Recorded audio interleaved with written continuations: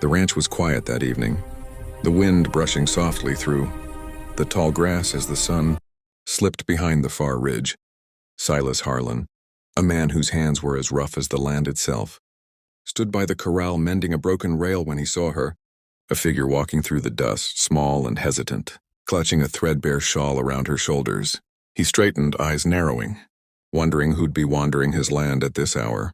When she came close enough for him to see her face, he realized she wasn't from town. Her boots were city-bought but worn thin, and the look in her eyes wasn't one of curiosity. It was desperation. "You lost, miss?" he asked, voice low and even. She didn't answer at first, just looked around the ranch like she was afraid someone might follow her. "No," she whispered finally, her voice trembling. "I just need somewhere to stay. Tonight, please." Silas had seen that kind of fear before, not from coyotes or hunger but from people. "Ain't much here but chores and silence," he muttered, scratching his jaw. "But if you're in trouble, you can stay in the bunkhouse." She nodded quickly, clutching her shawl tighter. He could see bruises peeking out from under the edge of her sleeve, and something in him hardened, not toward her but whoever had done it. Later, as night fell, Silas brought her a plate of beans and bread. She sat by the fire, too nervous to eat much. "Thank you," she said quietly, eyes flickering toward him. "You don't even know me." He shrugged. "Don't need to. A person don't turn away someone running from fear." She hesitated, then whispered, "You'd turn me away if you knew what I'd done." Silas sat down across from her, his shadow cast long by the firelight. "Try me." Her fingers trembled as she set the plate aside. "I ran from the man I was promised to. He owned half the valley, and he bought me from my father's debt." She swallowed hard, eyes wet. "He said if I ever ran, he'd find me, make an example of me." Silas's jaw clenched. He knew men like that, ones who thought money made them gods. "You're safe here," he said simply. "Ain't nobody coming past that fence without me knowin'." She nodded, but the fear in her eyes didn't fade. Hours later, Silas was fixing the barn lantern when he heard her voice behind him, soft, trembling. "Wait." "I'll take it off," she said. He froze. The sound of those words wasn't what struck him, it was the pain behind them. He turned slowly to see her standing there, clutching that same shawl.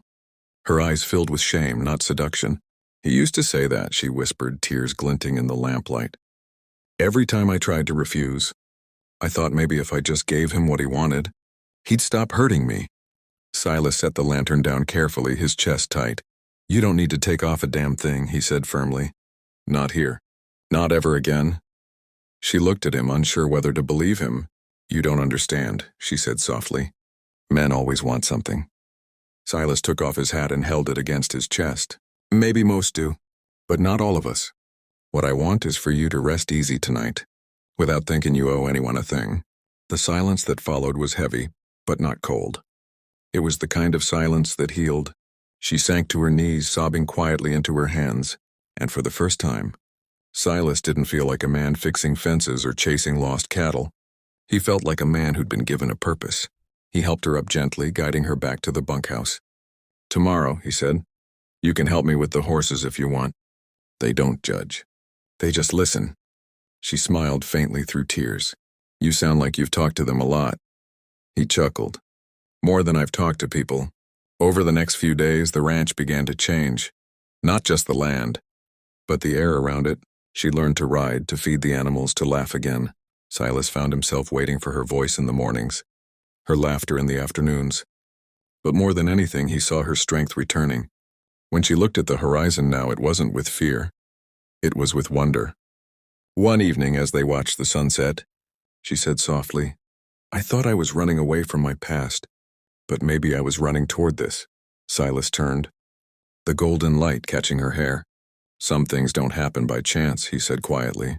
"Sometimes the land just sends two broken souls to the same place, to fix each other." That night she sat by the fire, a faint smile on her face. "You saved me," she whispered. Silas shook his head. "No, you just needed someone to remind you you're worth saving." As the flames flickered between them, both knew something had shifted, something that neither gold nor power could buy. And for the first time in years, Silas prayed, not for rain, not for crops, but that this moment would last. Because the ranch, the dust, the silence, none of it felt empty anymore. If this story touched your heart, don't forget to hit like, subscribe, and turn on the bell because every week, we bring you more powerful Western stories about courage, love, and redemption. One click keeps the fire burning, partner, and trust me, the next story's gonna ride straight into your soul.